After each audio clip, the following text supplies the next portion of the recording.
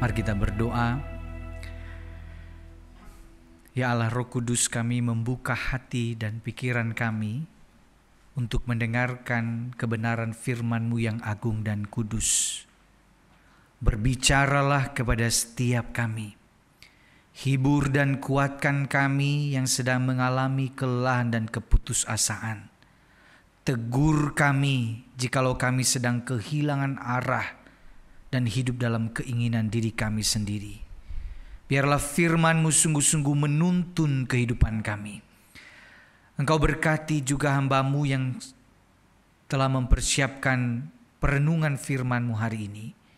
Biarlah Engkau pakai dengan kuasa-Mu dengan segala kekurangan dan keterbatasan. Biarlah Allah yang dimuliakan, Allah yang ditinggikan di dalam pemberitaan firman ini. Dan biarlah setiap kami bersama-sama berjuang untuk menghidupi firman-Mu dalam kehidupan kami. Ini doa kami, di dalam nama Tuhan Yesus Kristus kami berdoa dan bersyukur.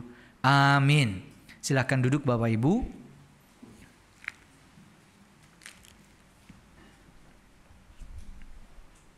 Shalom Bapak Ibu Saudara-saudari. Bersyukur hari ini kita bersama-sama bisa beribadah. Dan hari ini kita akan melanjutkan serial khotbah dari hukum Allah, saudara. Dan hari ini kita sudah tiba membahas hukum yang ketiga dari hukum Allah, yaitu tentang nama Allah. Ya, jangan menyebut dengan sembarangan. Nah, saudara, untuk menolong kita melihat hukum ini demi hukum, saudara, maka kita akan membaca bagian-bagian firman Tuhan mulai dari hukum pertama nanti sampai hukum yang ketiga. Nah, saudara, mari kita buka Alkitab kita. Yang pertama-tama, saudara, Keluaran 20 ayat 2-3, yaitu hukum pertama. Saya juga sudah tampilkan di slide Bapak Ibu. Pertama-tama kita baca bersama dulu hukum yang pertama, ya.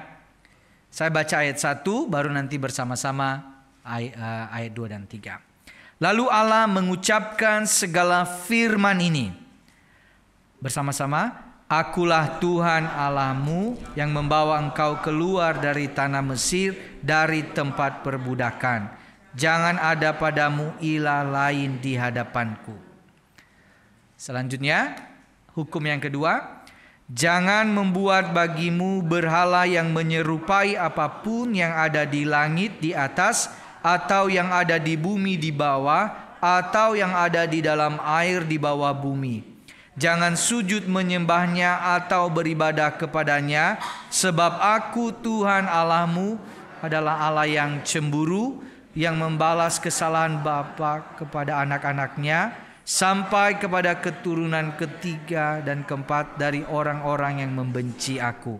Tetapi aku menunjukkan kasih setia kepada beribu-ribu keturunan, kepada mereka yang mengasihi aku dan berpegang pada perintah-perintahku. Nah, saudara, sekarang kita masuk membahas tentang hukum yang ketiga dan saya akan membacakannya kepada kita. Di dalam terjemahan baru yang pertama, saudara, hukum yang ketiga ini dikatakan jangan menyebut nama Tuhan Allahmu dengan sembarangan, sebab Tuhan akan memandang bersalah orang yang menyebut namanya dengan sembarangan.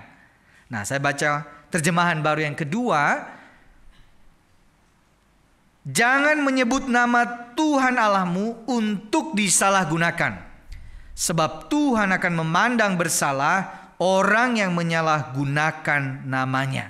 Jadi, saudara, ada perbedaan mengenai untuk lebih menolong kita mengerti apa maksudnya sembarangan, ya, artinya disalahgunakan atau menyebut nama Tuhan dengan sia-sia, dengan tiada gunanya, ya. Nah, Bapak Ibu Saudara-saudari, nama saudara, name, ini sesuatu yang penting.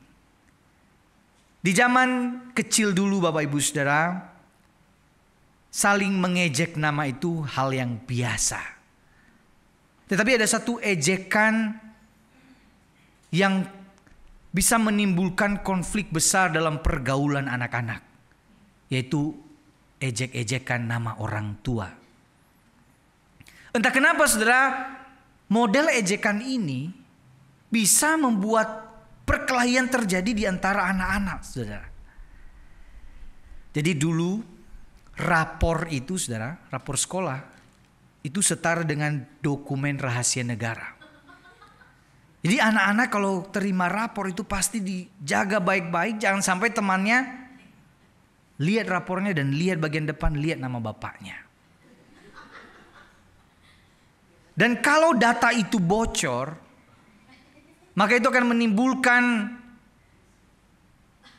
permasalahan dalam pergaulan kita. Karena ada teman-teman kita kadang kurang ajar saudara ya. Jadi kadang datang ke rumah kita bukan panggil nama kita, panggil nama bapak kita saudara. Nah yang ketawa keras ini yang pelakunya mungkin ya. Nah itu lebih banyak lagi ya. Terima kasih kejujurannya saudara. Tapi pertanyaannya, kenapa ketika nama orang tua kita dijadikan bahan olok-olok itu kita bisa jadi marah sekali? Kenapa saudara? Karena kita tidak mau ya, sejelek-jeleknya orang tua kita, sejelek-jeleknya bapak kita, mama kita. Tapi kalau ada teman kita, ledekin, ejek, hina nama orang tua kita. Apalagi kalau nama orang tua kita misalnya unik saudara ya. Jadi dijadikan bahan lelucon, kita bisa marah sekali. Karena kita tidak mau nama orang tua yang kita hormati, kita hargai, dijadikan bahan olok-olok, bahan candaan. Nah sekarang nama orang tua saja kita perlakukan seperti itu. Apalagi nama Tuhan. Saudara-saudara, nama Tuhan, nama yang mulia, nama yang kudus. Dan kita dilarang untuk menyebut dengan sembarangan. Dan hukum ketiga tadi dikatakan, Tuhan memandang bersalah orang yang menyebut nama Tuhan dengan sembarangan. Artinya apa? Artinya menyebut nama Tuhan dengan sembarangan itu dianggap sesuatu yang serius, itu dosa yang serius dan jangan diremehkan. Maka saudara pertanyaannya, kenapa Tuhan memberi larangan ini? Dilarang menyebut nama Tuhan sembarangan. Dalam budaya Israel saudara, nama itu seringkali dikaitkan dengan pribadi. Bukan hanya sekedar julukan atau harapan terhadap seseorang. Ya, atau sebutan, tetapi nama itu berkaitan dengan pribadi orang itu. Nama Allah itu adalah nama yang berkuasa, nama yang dahsyat, nama yang mulia, nama yang kudus. Dan itu berkaitan dengan pribadi Allah. Orang Yahudi sangat takut saudara memakai nama Tuhan sebenarnya. Maka ada satu literatur mengatakan kalau mereka menyebut nama Tuhan mereka mesti cuci tangan dulu. Begitu kudus dan mulianya nama itu. Dan upaya yang mereka lakukan adalah sesedikit mungkin menyebut nama Tuhan sebenarnya. Orang Yahudi sangat takut memakai nama Tuhan. Sehingga sebisa mungkin lebih sedikit menggunakan nama Tuhan dalam percakapan-percakapan mereka. Maka misalnya sudah kalau kita baca Injil Matius, kita lebih banyak ketemu istilah kerajaan sorga dibanding kerajaan Allah. Padahal semua sama ya. Tapi kalau lihat latar belakang, Matius menulisnya karena latar belakang ini. Sesedikit mungkin menyebut nama Allah, nama Tuhan, untuk menghindari potensi pelanggaran itu. Jadi makanya disebut kerajaan sorga daripada kerajaan Allah. Sudah dengan tidak terlalu menyebut nama Tuhan, maka ini meminimalisir pelanggaran pada hukum ketiga ini. Jadi lebih sedikit nama Tuhan, jadi jauh lebih baik. Nah kalau sekarang beda di zaman ini. Lebih sering nyebut nama Tuhan dianggap lebih baik, lebih rohani, apa-apa nama Tuhan. Kita jatuh, ya Tuhan. Benar gak saudara? Apa-apa sekarang, oh my God, OMG. Apalagi? Kalau nonton film, orang sering ngomongnya Jesus Christ. Padahal ngomongnya sebenarnya hanya untuk umpatan begitu ya. Karena lagi jatuh, lagi apa, ya jemuran belum diangkat, ya Tuhan jemuran belum diangkat. Apa hubungannya? Ya semua Tuhan dibawa-bawa untuk angkat jemuran kita, saudara ya. Jadi saking nama ini tidak lagi kita anggap sesuatu yang mulia, yang kudus, kita sembarangan sekali mengucapkannya. Nah saudara, beberapa hari yang lalu, ya pagi-pagi benar saudara ya, di waktu saya minum, tiba-tiba Deanly datang ngampiri saya, senyum-senyum dan dia pandang wajah saya dan dia bilang begini, oh my God. Lalu saya bilang, apa? Oh my God. Oh my God. Lalu saya pandang istri saya bilang, dengar dari mana dia ini? Lalu istri saya bilang, mungkin dari tontonan TV-nya kali. Lalu saudara, saat itu saya juga mikir-mikir ya. Mungkin dari tontonan TV. Atau mungkin saja juga dari percakapan-percakapan di rumah yang secara tidak sadar itu terucapkan begitu. Jadi momen itu menjadi cerminan diri saya. Jangan-jangan saya juga secara sembarangan menyebut nama Tuhan sehingga dengan sembarangan melakukannya. Jadi saya ajak dia ngobrol, saudara ya. Nah, saya khotbahkan ini, saudara ya. Saya khotbahkan hukum yang ketiga. Tapi saya belajar begini. Ketika anak salah, itu ada 3 hal yang saya pelajari. Bisa jadi cerminan diri kita, ya. Jadi perlu evaluasi diri. Yang kedua, ajarkan firman, karena itu momen untuk mengajarkan kebenaran. Jadi jangan dibiarkan, di skip. Karena di momen kesalahan, momen ada pelanggaran, disitulah firman Tuhan malah harus diberitakan. Yang ketiga, momen menghidupi bersama. Jangan sampai udah diajarkan, kita juga melanggar, kita malah nggak jadi teladan. Nah, saudara, saya sampaikan ke dia bahwa menyebut nama Tuhan dengan sembarangan itu adalah tidak dibenarkan. Ya, jadi ya saudara ya, panjang ya saya ngomongnya saudara ya. Jadi tapi begitu mudah sebenarnya kita ini berpotensi melanggar hukum ini, Bapak Ibu. Tapi ingat sekali lagi, nama Allah itu penting karena Allah memperkenalkan namanya, saudara, dengan sebuah nama. Ya, dan YHWH ini adalah nama yang khusus Allah perkenalkan kepada umatnya. Ya, itu kalau kita baca di Keluaran 3:14 itu disebut sebagai ya YHWH ini tetragrammaton, 4 huruf mati. Penyebutannya pun kita sebenarnya tidak tahu persis seperti apa penyebutannya. Kalau orang bilang Yahweh atau Yehovah, kita tidak benar-benar tahu seperti apa penyebutannya. Kenapa? Karena ada satu masa orang Israel tidak mau menyebutkan. Jadi tidak diwariskan pelafalannya. Jadi ini masih banyak perdebatan soal gimana menyebutkan nama YHWH itu. Tetapi sudah YHWH, Allah memperkenalkan dirinya dengan kata aku adalah aku. Ya, aku adalah aku itu Yahweh. Saudara, Ehye Asher Ehye.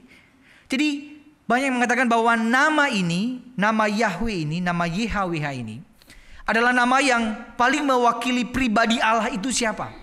Aku adalah aku. Aku tidak bergantung kepada dunia ini. Aku tidak bergantung kepadamu. Aku adalah aku. Ya, jadi semuanya bergantung kepadaku. Tapi aku tidak bergantung kepadamu. Jadi Allah itu adalah pribadi yang berotoritas, mulia, tidak dipengaruhi oleh apapun. Jadi nama ini ya kalau di terjemahan bahasa Inggris pakai Lord dengan huruf besar, atau di dalam terjemahan Alkitab kita Tuhan huruf besar semua. Jadi kalau itu rujukannya kepada apa? Kepada Yahweh. Jadi ada budaya itu masih diwariskan sampai sekarang bahwa ketika menulis nama yang mulia dan kudus itu diberikan berbeda dengan nama yang lain, ya. Nah, saudara-saudara, waktu kita bicara tentang hukum ini, sebenarnya wujud pelanggarannya apa sebenarnya? Maka ada 3 wujud pelanggaran terhadap hukum ketiga ini. Saya bagi dalam 3 hal. Yang pertama, saudara, kita menyebut namanya untuk sesuatu yang salah dan tidak berguna. Ya, untuk sesuatu yang salah dan tidak berguna. Saya kasih beberapa contoh, misalnya seperti ini, saudara. Nama Tuhan sekadar latah rohani. Jadi tadi ya saya bilang apa-apa kita jatuh, kita kaget, langsung kita sebut nama Tuhan. Jadi cuma sekedar latah saja. Perhatikan, untuk nama orang tua kita saja dijadikan latah, kita marah sekali ya. Kenapa untuk nama Tuhan kita terbiasa dan tidak merasa itu sesuatu yang salah? Tapi perhatikan bahwa ini pun bukan hal yang esensi dibahas dalam bagian ini. Meskipun ini sesuatu yang penting. Tapi saudara-saudara, ingat ini sesuatu yang sebenarnya untuk anak-anak, untuk hukum dasar ini sesuatu yang harusnya kita sudah jangan lakukan lagi. Jangan sekedar latah menyebut nama Tuhan. Yang kedua, sudah bahan lelucon. Ya, nama Tuhan dijadikan bahan lelucon dan ada banyak sekali ya. Ketika nyebut nama Yesus dan diolok-olok begitu ya, jadikan humor dan orang tertawa dan dianggap sesuatu yang lucu mungkin. Tapi dia tidak tahu bahwa menghina nama Tuhan adalah berhadapan dengan Tuhan sendiri. Saudara, yang ketiga adalah nama Tuhan untuk dihujat.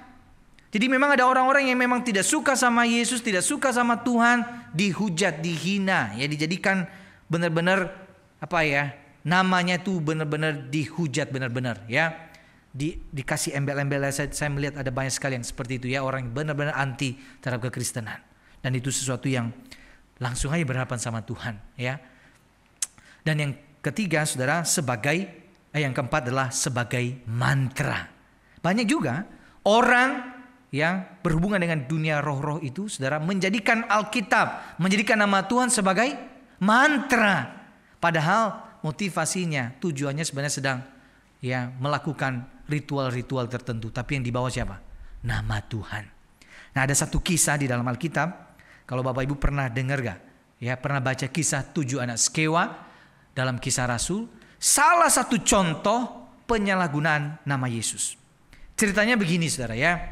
Jadi ada orang yang kerasukan roh jahat. Nah, waktu zaman itu Paulus memberitakan tentang nama Yesus dan nama Yesus berkuasa. Nama Yesus bisa dengan kuasa nama Yesus roh jahat bisa keluar dari tubuh seseorang. Lalu kemudian ada namanya siapa? Tukang jampi Yahudi, ya, ada 7 anak Skewa itu. Atau sekarang namanya dukun Yahudi lah, ya, dukun Yahudi. Para dukun Yahudi ini, saudara-saudara, pakai nama Yesus itu untuk mengusir roh jahat. Apa yang mereka ngomong?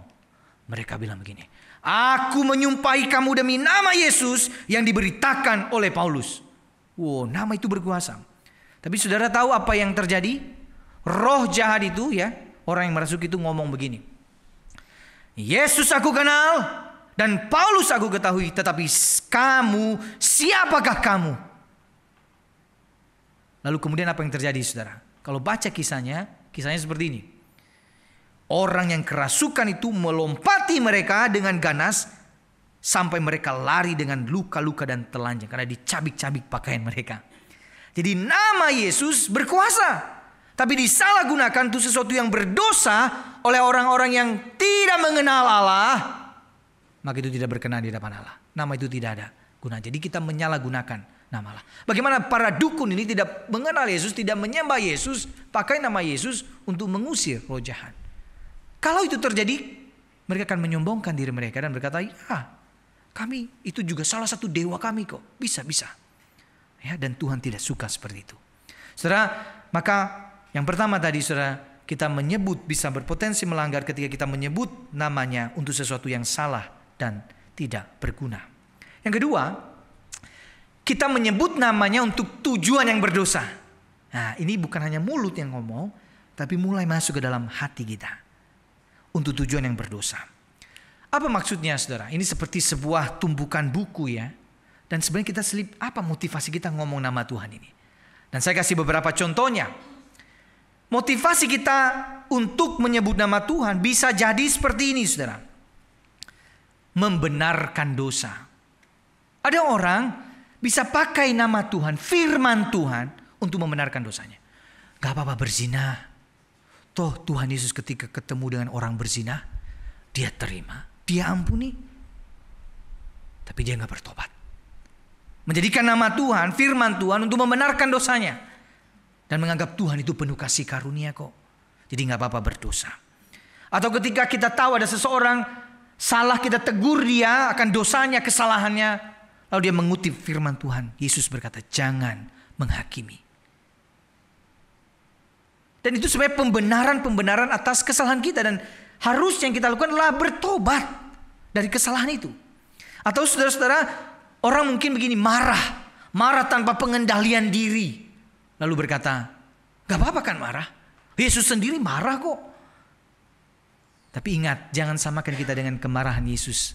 Kemarahan Yesus didasari oleh kekudusannya. Dan dia tahu mana waktu yang tepat. Jadi sudah pembenaran atas dosa itu menggunakan nama Tuhan. Itu adalah melanggar hukum yang ketiga ini. Saudara-saudara, yang kedua apa? Contohnya adalah sumpah palsu. Saudara, di dalam kekristenan sumpah palsu itu, sumpah itu sebenarnya bersifat opsional, ya. Karena ada beberapa jabatan profesi tertentu yang harus ada sumpahnya. Ya, misalnya pengacara ya. Hah? Oh, dia janji namanya. Tapi misalnya dokter, ada beberapa profesi yang pakai istilah sumpah itu. Tapi itu bersifat opsional. Kalau di dalam Matius dikatakan jangan bersumpah palsu. Kenapa saudara-saudara? Waktu kita bawa begini, demi nama Tuhan loh. Sumpah loh demi nama Tuhan ini. So, kita sedang membawa Tuhan untuk kemudian mengklaim bahwa apa yang kita ngomongin adalah omongan Tuhan. Dan potensi kita melanggar, apalagi kalau itu kepalsuan saudara-saudara. Kita sedang membawa hukuman kepada diri kita sendiri. Maka yang ketiga apalagi saudara, janji palsu. Nah ini agak beda ya. Janji palsu misalnya begini. Ada kan kadang-kadang hamba-hamba Tuhan khotbah begitu ya. Janji-janji sama umat bahwa ayo ikut Tuhan, percaya Tuhan, datang ke gereja. Kalau datang ke gereja, kalau ikut Tuhan, kamu akan kaya raya, dapat uang, bisnismu lancar. Apakah seperti itu? Tapi yang dibawa nama Tuhan, Tuhan sumber berkat, Dia akan berikan semua apa yang kamu inginkan. Wow. Kita bawa nama Tuhan itu sebenarnya untuk untuk melegitimasi semua keinginan diri kita sendiri. Dan itu tidak berkenan di hadapan Allah. Yang keempat, mujizat palsu saudara. Mujizat palsu. Ya ada banyak seperti ini. Pakai nama Tuhan, melakukan berbagai mujizat. Tapi sebenarnya itu hanya penuh kepalsuan. Penuh settingan. Tapi pakainya nama Tuhan. Saudara, ada satu contoh saya kasih di dalam Alkitab. Bapak Ibu pasti pernah baca atau dengar khotbah ini. Matius 7:22-23. Salah satu contoh menggunakan nama Tuhan untuk tujuan yang salah. Dan saya coba bikin dalam percakapan seperti ini.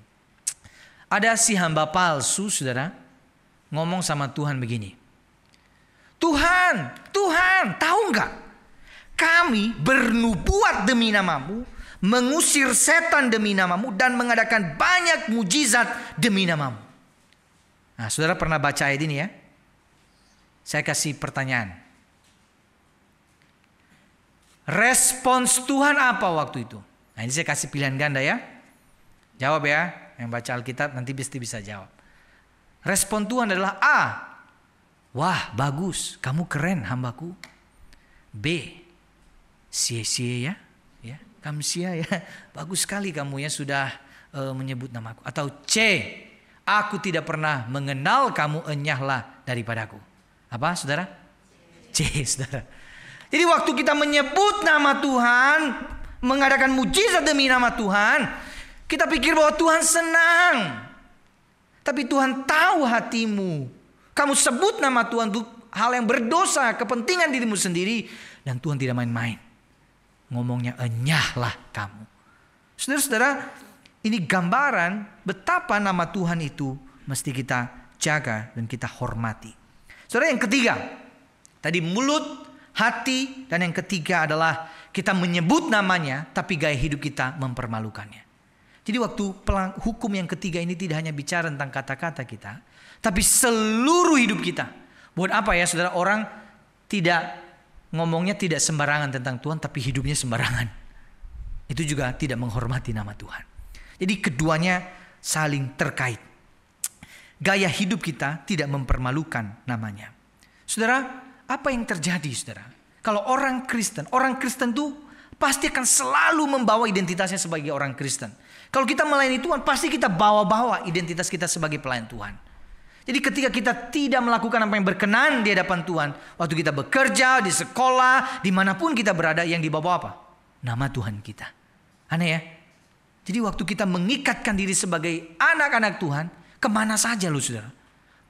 Ini percuma nih, pelayanan nih. Percuma nih, ke gereja nih. Pasti selalu gitu ya. Percuma nih ikut Yesus. Kelakuannya kayak gitu. Jadi selalu itu akan dibawa-bawa. Kita menyandang nama itu kemana-mana. Dan sekarang bayangkan kalau kita mempermalukan nama Tuhan. Ini sama seperti begini saudara. Anak-anak gitu ya. Anak-anak di sekolah. Oh mukulin temannya. Nakalnya luar biasa.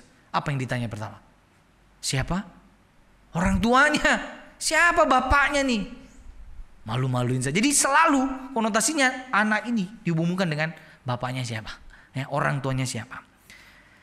Saudara, kalau kemudian kita mengaku diri anak-anak Tuhan, kita mengaku dengan mulut kita percaya kepada Tuhan, tapi ternyata kita ditemui tidak berintegritas di dalam hidup kita, itu sama artinya kita menghina nama Tuhan.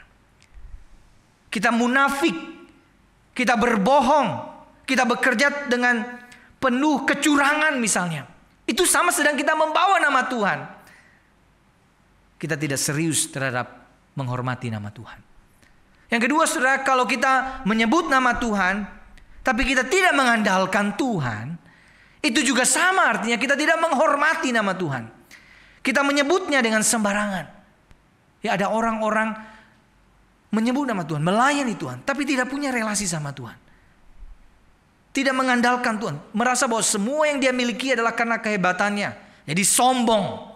Jadi merasa aku hebat, tanpa Tuhan pun bisa. Tapi kalau di gereja ya nyanyi. Kalau di gereja ya memuji Tuhan. Tapi cuma sebatas itu. Di hidupnya gak kelihatan. Itu pun melanggar hukum ini. Yang ketiga, saudara, tidak dapat dipercaya. Bayangkan ya, saudara, kalau dalam kehidupan bermasyarakat, kehidupan bekerja, kita ini orang gak bisa dipercaya. Yang dibawa-bawa apa? Nama Tuhan kita. Pantas orang Kristen. Dan betapa malunya, saudara, membawa nama yang mulia, dahsyat, kudus, dan suci itu, tapi kita yang menyandang nama itu hidup dalam dosa. Yang ketiga, saudara, yang keempat, contohnya adalah tidak dapat berkomitmen. Salah satu hal komitmen misalnya adalah janji pernikahan misalnya. Janji pernikahan. Waktu ngomong janji pernikahan, itu kita sedang ngomong di mana? Di hadapan Tuhan. Formulasinya apa? Di hadapan Tuhan dan jemaatnya. Hati-hati, saudara. Kalau kita ngomong di hadapan Tuhan tapi kita tidak berkomitmen dalam pernikahan, tidak setia dalam pernikahan itu, kita sedang menghina nama Tuhan. Jadi, saudara, komitmen itu juga tanda bahwa kita sedang berkomitmen sama Tuhan. Termasuk komitmen dalam hal apa? Komitmen dalam relasi. Yang sudah punya pacar. Ada sini yang sudah punya pacar? Nah, ini gak tanya sama opa oma ya. Jadi, tapi ingat, komitmen sama pacar, sama berelasi adalah komitmen juga. Berlatih diri untuk menghormati nama Tuhan. Karena Tuhan menjaga komitmen. Komitmen kita sama orang. Bu, bulan depan saya bayar hutang ya. Nah, itu juga harus dilakukan, saudara. Orang-orang bisa dipercaya. Karena kita ini membawa nama Tuhan. Jangan asal ngomong kemudian kita ingkari. Saudara-saudara, mari baca bagian ini. Titus 1 ayat 16. 1, 2, 3. Mereka berkata bahwa mereka mengenal Allah, padahal perbuatan mereka menyangkalnya. Mereka menjijikkan dan mereka tidak mau taat. Mereka adalah orang-orang yang tidak mampu melakukan sesuatu yang baik. Saudara-saudara, kita mengenal Allah tapi kita menyangkalnya, dan itu sesuatu yang menjijikkan di hadapan Allah, dan itu sudah menghina nama Allah. Konsekuensinya apa? Ketika kita melanggar hukum Allah ini.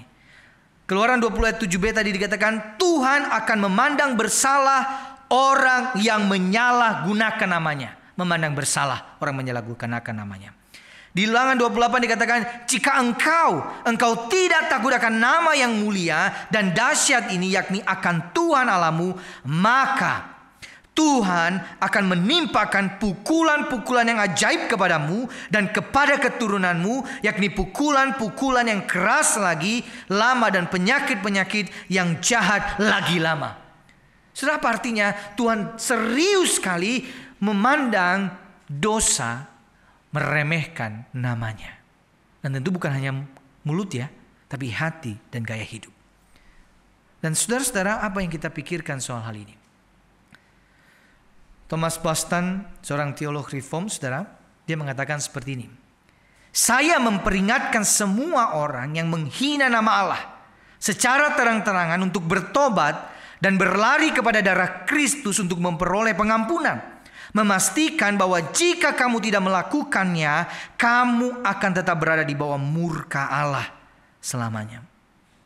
Ketika kita pelajari hukum-hukum Allah secara lebih detail, maka kita akan menemukan bahwa hukum ketiga ini saja sudah cukup menjadi modal untuk membawa kita ke neraka, saudara. Membawa kita pada penghukuman Allah. Karena kita berpotensi melanggar perintah Allah. Tetapi kita bersyukur Yesus datang dan menyediakan pengampunan bagi kita. Dan darahnya sanggup membersihkan semua jenis macam dosa. Oleh karena itu saudara, jangan sia-siakan anugerah pengampunan Allah itu kepada kita. Jangan sampai ketika kita mengatakan aku percaya kepada Yesus tapi hidupku sembarangan. Mari kita dengan sungguh-sungguh ketika kita hari ini disadarkan, oh ya, mulut saya ini sembarangan sekali menghina Tuhan. Hati saya seringkali motivasinya untuk kepentingan diri saya. Gaya hidup saya tidak berintegritas, melakukan apa yang tidak berkenan di hadapan Tuhan. Yang kita lakukan, kita mengakuinya, kita datang, kita bertobat, kita memohon kekuatan darinya. Tuhan tolong saya, supaya di dalam hidup saya memuliakan namamu, bukan mempermalukan namamu. Saudara, John Piper pernah berkata seperti ini. Mari baca sama-sama quotes ini 1, 2, 3. Jika Anda bergumul atau berjuang melawan dosa, berarti Anda masih hidup. Teguhkan hatimu. Namun, jika dosa tetap mengikat dan menguasai dirimu tanpa perlawanan, maka sebenarnya Anda sudah mati. Tidak peduli seberapa dosa ini membuatmu merasa hidup. Kerohanian yang bertumbuh, kerohanian yang baik, yang dewasa itu akan selalu membawa kita untuk pada titik bergumul terus, berjuang terus untuk melawan dosa. Tidak membiarkan diri untuk terikat dan mengatakan udahlah, dosa zina ya sudah, dosa gosip ya sudah, sombong ya sudah. Kita tidak berhenti di situ saudara-saudara. Tapi kita berjuang terus, itu artinya roh kita itu hidup. Tapi kalau kita di titik ini menyerah dan berkata, sudah memang aku seperti ini. Ya sudah, aku memang orang berdosa. Dan kita tidak ada perlawanan sedikit pun. Secara tidak langsung kita mengatakan roh itu sudah mati. Kita sudah menyerah. Maka saudara-saudara, tanda pertumbuhan itu adalah kita terus berjuang. Kita terus bergumul. Tentu bukan dengan kekuatan kita, tapi dengan kekuatan dari Allah. Sampai di sini saudara, saya kasih kesimpulan seperti ini. Jangan menyebut nama Tuhan dengan sembarangan. Tetapi sebaliknya, muliakan namanya melalui mulutmu yang tidak meremehkannya. Melalui motivasi hatimu yang sepenuhnya untuk memuliakan namanya. Dan melalui gaya hidupmu yang selaras dengan firman-Nya. Saudara, saya ingin kita menutup dengan satu doa yang saya rumuskan seperti ini saudara ya. Kita baca pelan-pelan saja. Bagian Bapak Ibu adalah yang warna merah. Baca pelan-pelan, yang ada 3 kali berarti 3 kali diomongin ya. Jadi kita sama-sama hayati terlebih dahulu dan kita ngomong Tuhan supaya Tuhan menyucikan mulut kita, hati kita dan hidup kita. Jadi saya ngomong dulu baru yang warna merah Bapak Ibu. Ya Tuhan,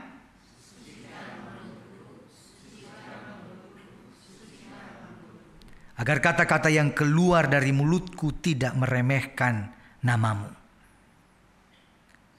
Ya Tuhan,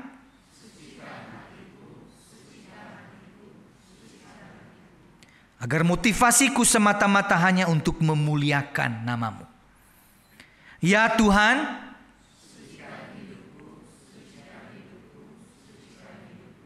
agar dimanapun aku berada, baik di rumah, di tempat kerja, di sekolah, bahkan di jalanan saat aku sedang berkendara, namamu dimuliakan, bukan dipermalukan. Mari kita tundukkan kepala kita saudara-saudara. Mari kita ambil waktu beberapa detik untuk merenungkan dan menghayati pesan firman Tuhan kepada setiap kita.